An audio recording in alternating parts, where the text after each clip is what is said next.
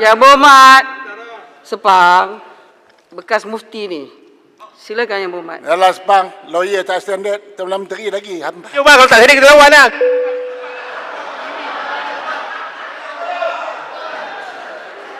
Minta maaf Yang Berhormat Datuk Senator, silakan. Assalamualaikum warahmatullahi wabarakatuh. Alhamdulillahi rabbil alamin. Wal aqibatu lil muttaqin wa la udwana illa 'alal zalimin.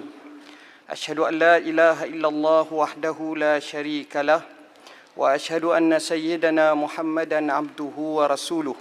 Allahumma salli wa sallim ala sayyidina Muhammad wa ala alihi wa sahbihi wa barik wa sallim, amma ba'. Tuan Yang di-Pertua, saya mulakan penggulungan saya dengan firman Allah Ta'ala dalam surah Al-Ahzab. A'udzu billahi minasyaitonir rajim. Inna aradna al-amanata 'ala as-samawati wal ard wal jibal fa abayna an yahmilnaha wa ashfaqna minha wa hamalaha al-insan innahu kana zaluman jahula.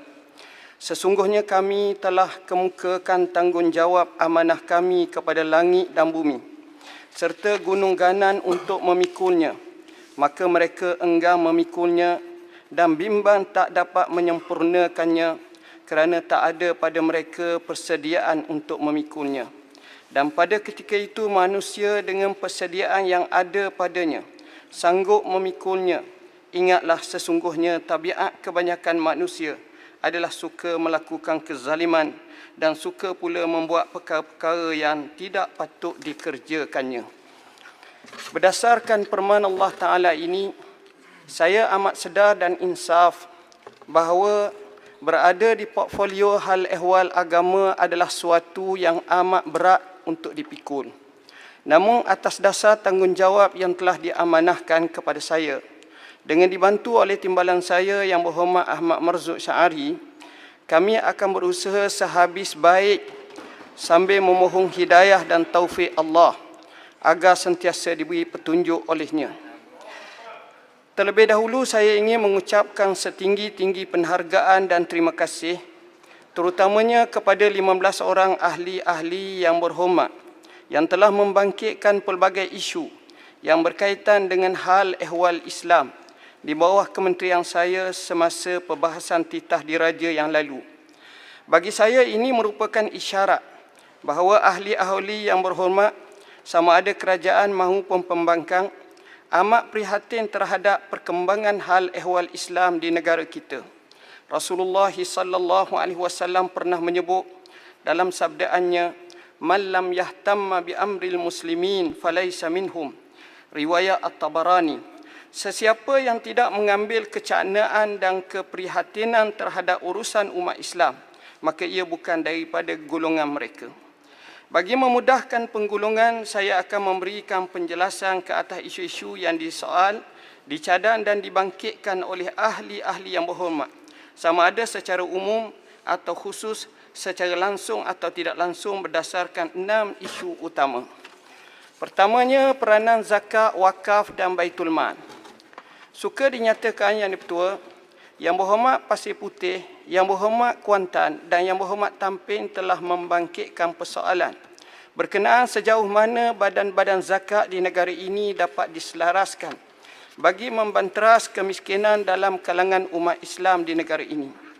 Untuk makluman ahli-ahli yang berhormat, di bawah butiran 1 senarai 2 iaitu senarai negeri, dalam jadual ke-9 Perlembagaan Persekutuan Hal Ehwal Agama Islam, termasuklah urusan zakat adalah di bawah bidang kuasa negeri. Sehubungan itu, pengurusan zakat, sama ada kutipan maupun agihannya, adalah di luar bidang kuasa kerajaan persekutuan dan agensi persekutuan.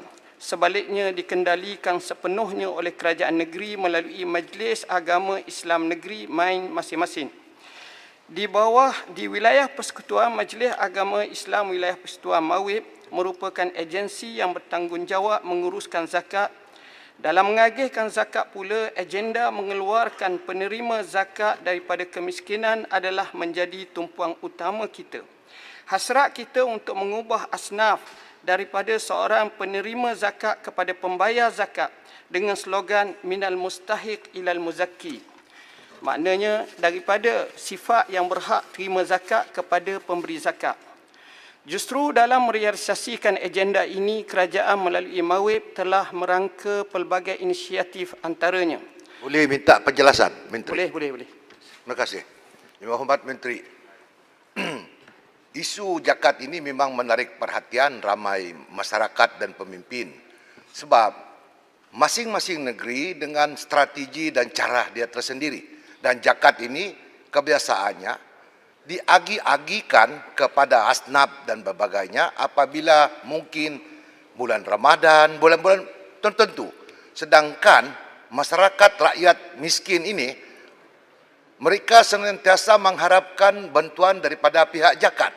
Jadi apakah kementerian atau menteri sendiri mempunyai satu hala tuju perancangan yang lebih holistik, iaitu mungkin wang zakat ini dijadikan sebagai satu badan yang benar-benar komprehensif dan kompetitif, membantu selain daripada kerajaan, membantu masyarakat tumpuan untuk mempertingkatkan sara hidup mereka, dan mereka tidaklah miskin berterusan. Mereka akan ada mungkin cara untuk dimartabatkan maruah mereka. Terima kasih. Terima kasih Yang Berhormat. Jawapan itu saya akan baca dan ada dalam jawapan saya sekarang. Pertama, dengan menjalin kerjasama strategik dengan SME Corp, menerusi program Tunas Usahawan Baitul Mal atau Asnaf Preneur.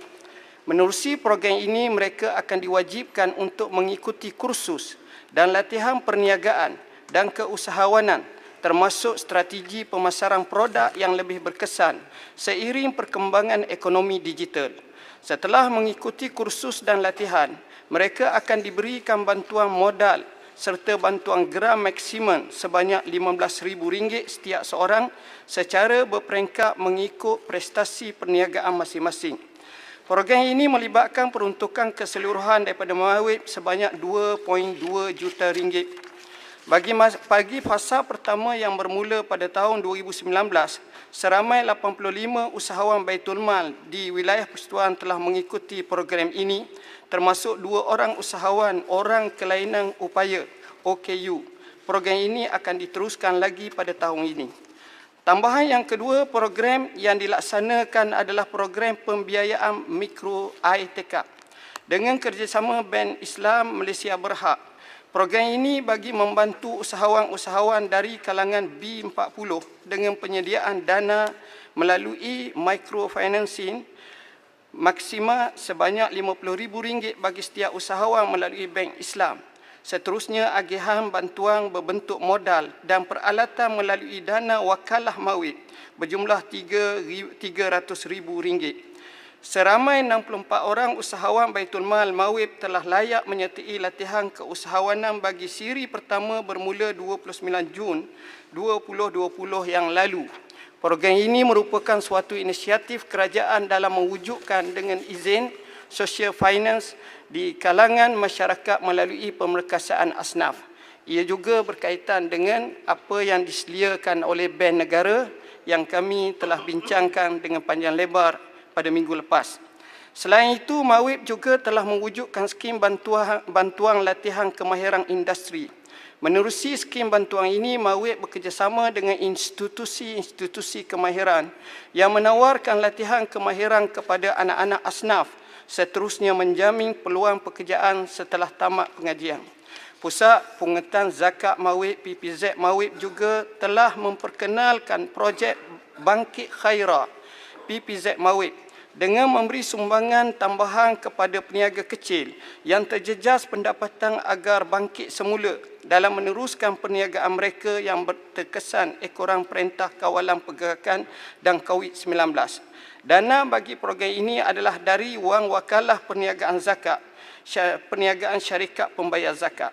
Antara yang sedang dijalankan di bawah program Bangkit Khairah adalah bersama Ramli Food Processing Sendirian Berhad untuk 10 peniaga burger dalam tempoh 2 bulan. Pelaksanaan program zakat untuk menaik taraf hidup asnaf adalah berbeza bagi setiap negeri mengikut dasar dan pertimbangan pihak berkuasa agama Islam negeri masing-masing. Buat masa ini, Kerajaan Persekutuan melalui Jabatan Wakaf, Zakat dan Haji Jauhar bertindak sebagai penyelaras dan pemudah cara kepada Majlis Agama Islam negeri-negeri dan agensi mengurus zakat dalam isu-isu berkaitan zakat di peringkat persekutuan. Saya juga berterima kasih. Yang Berhormat Menteri, boleh saya celah? Ya. Terima kasih, Tuan Dipertua. Terima kasih Yang Berhormat Menteri. Saya ingin bertanya beberapa perkara. Yang pertama tadi berkenaan dengan apa yang disebut oleh Yang Berhormat Menteri. Kategori penerima zakat bertukar kepada kategori pembayar zakat. Ini merupakan satu istilah yang memang kita pada zaman Kerajaan Pakatan Harapan meletakkan KPI supaya kita ukur keberkesanan program-program. Ya, kita dengar program-program yang disebut oleh Yang Berhormat Menteri. Saya nak tanya berkenaan dengan program kerjasama dengan SME Corp iaitu program Asnafpreneur di mana 2.2 juta telah dibelanjakan dan 85 usahawan terlibat dalam program tersebut. Saya bahas di dalam perbahasan saya berkenaan dengan relung pemikiran sempit para orang-orang yang miskin, ya, di mana mereka susah mengatasi masalah di hadapan mereka kerana pemikiran mereka itu, dia punya band pemikiran mereka itu tak mampu untuk mengatasi masalah yang mereka hadapi. Saya ingin tahu berapa peratus daripada 85 usahawan yang mengikut program Asnafpreneur ini berjaya kita keluarkan daripada kategori penerima zakat kepada pembayar zakat. Ya, itu soalan yang pertama. Yang kedua, berkenaan dengan apa yang dikatakan oleh Yang Berhormat Menteri bahawa zakat, hal ehwal zakat itu ialah di bawah pentadbiran negeri. Memang betul. Cuma saya bertanya, apakah peranan Jauhar dan apakah peranan kementerian di bawah Yang Berhormat Menteri untuk menyelaraskan SOP? Ya, sebab kita tahu bahawa kita mempunyai SOP berbeza-beza, negeri berbeza-beza. Jadi yang bermasalah ialah orang miskin. Saya bagi contoh, ada negeri orang miskin di hujung minggu tak dapat bantuan, putus bekalan makanan, anak putus susu, tapi tak dapat. Tak dapat nak memohon bantuan kerana mereka tak bekerja.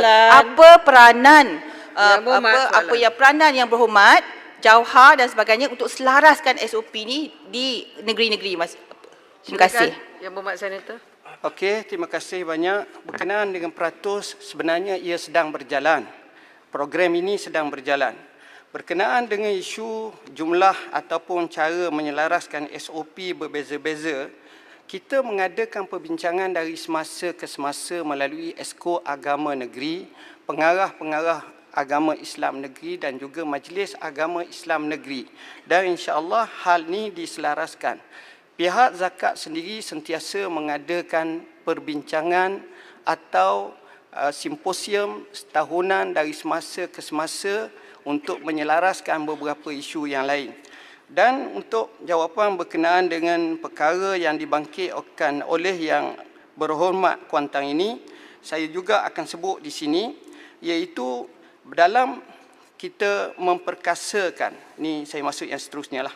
Berhubung gesaan Yang Berhormat Kuantan agar kerajaan memperkasakan sistem wakaf untuk makluman Yang Berhormat, kerajaan sejak RMK 9 sehingga kini telah melaksanakan 18 projek. Maklumat boleh didapati selepas ini. Berskala besar berimpak tinggi hartanah wakaf dengan kerjasama Majlis Agama Islam Negeri MAIN yang memberi impak kepada peningkatan ekonomi orang Islam. Pelaksanaan projek-projek tersebut dikategorikan kepada 5 kategori iaitu kebajikan, kesihatan, ekonomi, perumahan dan pendidikan. Pelaksanaan program memperkasakan wakaf insya-Allah akan diteruskan dalam RMK yang ke-12. Dalam konteks wakaf pendidikan, Yayasan Wakaf Malaysia dan Kementerian Pendidikan Malaysia KPM telah bersetuju dengan penubuhan tabung wakaf pendidikan. Tujuannya adalah untuk mewujudkan dana wakaf pendidikan yang boleh digunakan untuk membantu kerajaan membiayai sebahagian daripada kos pendidikan negara.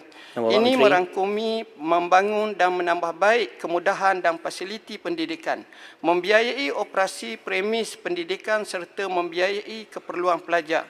Kini kedua-dua pihak dalam proses memuktamadkan dokumen memorandum persefahaman dan garis panduan tabung wakaf pendidikan. Inisiatif ini dijangka akan siap pada akhir tahun ini. Selain itu, Yayasan Wakaf Malaysia juga telah mengadakan perbincangan bersama Kementerian Kesihatan Malaysia KKM untuk penubuhan tabung wakaf kesihatan negara, Kementerian Alam Sekitar dan Air KASA untuk bekerjasama dalam pembangunan sektor alam sekitar dan air, termasuk inisiatif mewujudkan wakaf air, serta beberapa GLC dan atau GLIC untuk meneroka peluang kerjasama pelaksanaan wakaf dalam sektor korporat. Ya, Bapak Menteri, boleh minta sikit? Yang Bapak Menteri dah masuk wakaf, tadi sebenarnya saya ada soalan tentang zakat. Terlebih dahulu saya nak ucapkan tahniah kerana semasa yang Bapak Menteri menjadi Sahibu Samah Mufti di Wilayah Persekutuan, setakat berita terakhir yang kita baca pada Disember, kutipan zakat meningkat lebih kurang dalam 3%. Jadi itu mungkin juga satu petunjuk bahawa dalam ekonomi pada waktu itu cukup baik, walaupun pentadbiran lama. Soalan saya sebenarnya lah tentang salah satu kategori penerima zakat, iaitu golongan yang berhutang. Ini yang jarang disebut, jadi saya nampak tidak ada struktur khas sama ada di peringkat negeri ataupun di peringkat persekutuan tentang ciri-ciri orang yang layak. Soalan ini saya tanya kerana bila kita cakap ramai orang miskin, kita tahu ramai orang yang akhirnya resort to pinjam dengan alung dan sebagainya kerana dia tidak ada ciri-ciri khas untuk kelayakan bagi mereka meminjam. Jadi saya minta sedikit ulasan daripada Yang Berhormat Menteri. Terima kasih kepada Yang Berhormat. Dalam isu ini, yang pertama sekali, kita tak nafikan dalam Al-Quranul Karim ada menyebut khas yang disebut sebagai wal-gharimin. Akan tetapi kebanyakan, kalau saya bercakap dalam konteks di wilayah persekutuan, Majlis Fatwa atau Perundingan Hukum Syara melihat tentang kategori berkenaan dengan orang yang berhutang dibahagikan kepada beberapa jenis. Satu yang kita titik beratkan, orang yang berhutang kerana hendak hidup. Dalam arti kata lain, bab makan, bab sakit, bab kesihatan, maka ini yang diutamakan.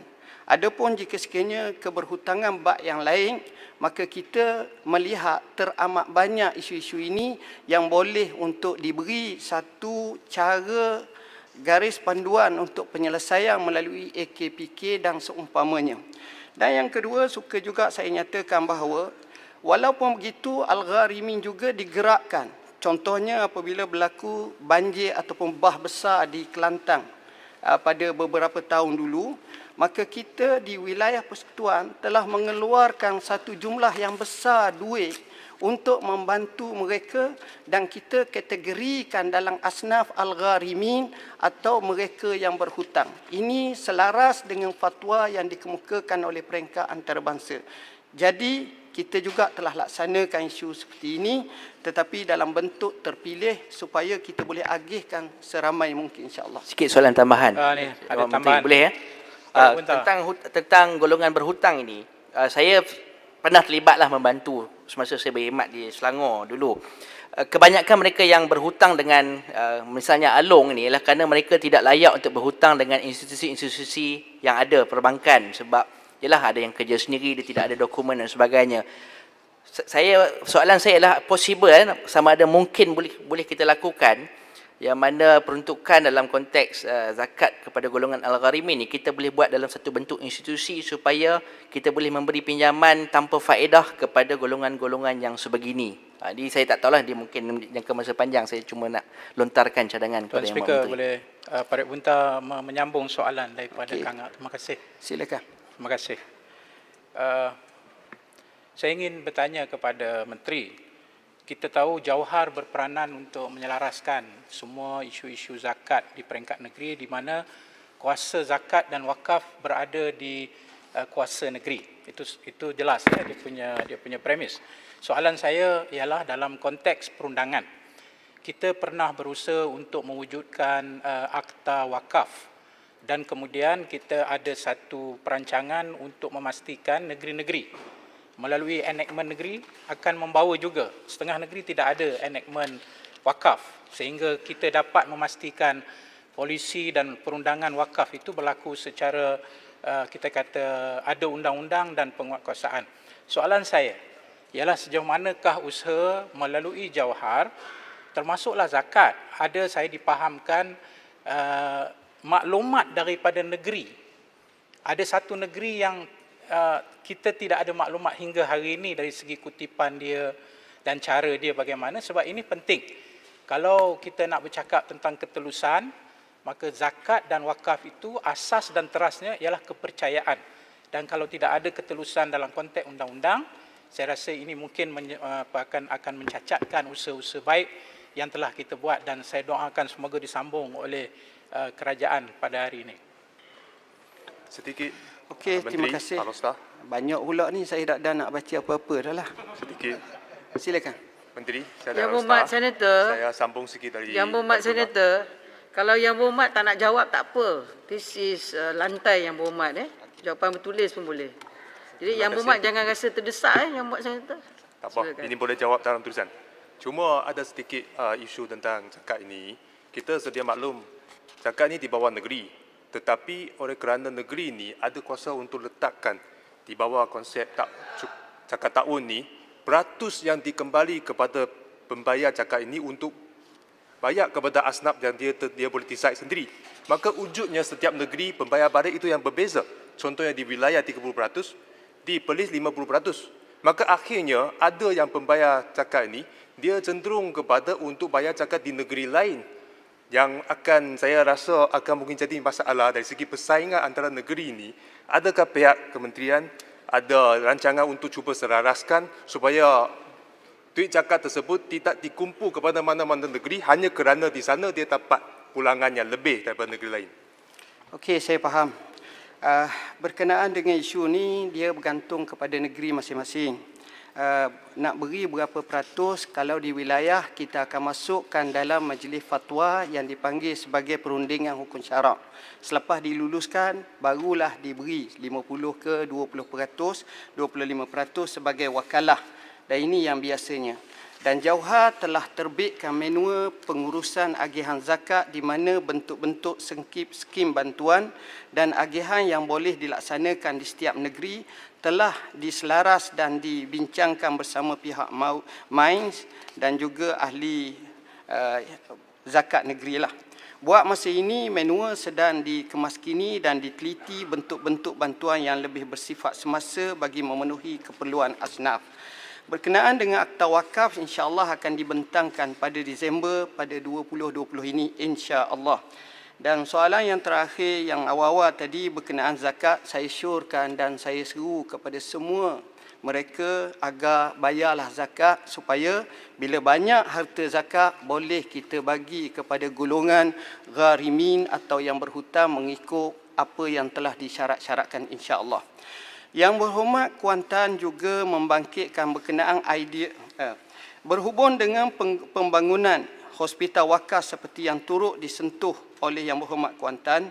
Untuk makluman ahli Yang Berhormat, kerajaan telah meneliti sewajarnya pelaksanaan hospital berkonsepkan wakaf demi mencapai kesejahteraan hidup golongan asnaf dan B40. Kerajaan melalui Mawib akan melaksanakan hospital berkonsepkan wakaf bermula dengan pelaksanaan di Hospital Pusrawi. Pelaksanaan hospital wakaf dibahagikan kepada dua fasa seperti berikut. Pertama, jangka pendek dilancarkan pada tahun 2020, Hospital Pusrawi sebagai pilot projek. Yang kedua, dimulakan dengan mewakafkan komponen kecil seperti peralatan kesihatan, kenderaan ambulans, tenaga kepakaran, katil serta perkhidmatan. Fasa kedua, yakni jangka panjang, dilaksanakan dalam tempoh 5 tahun. Fokus kepada wakaf berskala besar seperti wakaf bangunan serta perancangan untuk membuka cawangan Hospital Pusrawi berkonsepkan wakaf di lokasi-lokasi strategik. Berkaitan persoalan Yang Berhormat Kuan Tan, berkenaan usaha-usaha kerajaan dalam meneruskan penggubalan dan pembentangan rang Undang-Undang Wakaf, untuk makluman ahli Yang Berhormat, RUU Wakaf pada ketika ini berada dalam proses akhir penggubalan. Seiring dengan perkembangan semasa dalam industri wakaf, sama ada di Malaysia atau di luar negara, khususnya di negara-negara Islam, kerajaan sedang meneliti dan menambah baik RUU Wakaf yang sedang digubal agar RUU ini berupaya mendepani perkembangan demi perkembangan yang sedang dan dijangka akan terus rancak berlaku dalam industri wakaf. Dengan penambahbaikan tersebut, saya yakin ia berupaya menjadi satu daya tarikan kepada negeri-negeri untuk menjadikannya sebagai undang-undang model yang boleh dijadikan sebagai panduan dan ikutan oleh negeri-negeri dalam menggubal undang-undang wakaf yang seragam di seluruh negara. Saya ingin tegaskan dan memberi jaminan bahawa usaha-usaha yang baik yang telah dilaksanakan sebelum ini akan diteruskan demi untuk manfaat dan kebaikan bersama, khususnya penggubalan RUU Wakaf yang sudah pasti akan memberikan impak yang sangat signifikan dalam pembangunan wakaf. Wakaf yang ditadbir urus dengan baik berlandaskan lunas undang-undang yang mantap akan memberi manfaat bukan sahaja kepada masyarakat Muslim, bahkan tempias manfaatnya akan turut dirasai oleh masyarakat bukan Islam. Justru tidak ada sebab bagi kerajaan hari ini untuk tidak meneruskan penggubalan dan pembentangan RUU Wakaf ini. Saya beri jaminan bahawa ia akan dibentangkan di Dewan Yang Mulia ini setelah selesai diteliti semula dan ditambah baik. Justru saya menyeru dan amat berharap agar usaha murni untuk melengkapkan penggubalan RUU Wakaf ini dapat direalisasikan dan mendapat sokongan padu daripada semua ahli-ahli yang berhormat apabila ia dibentangkan kelak. Jazakumullahu khairal jazak. Seterusnya,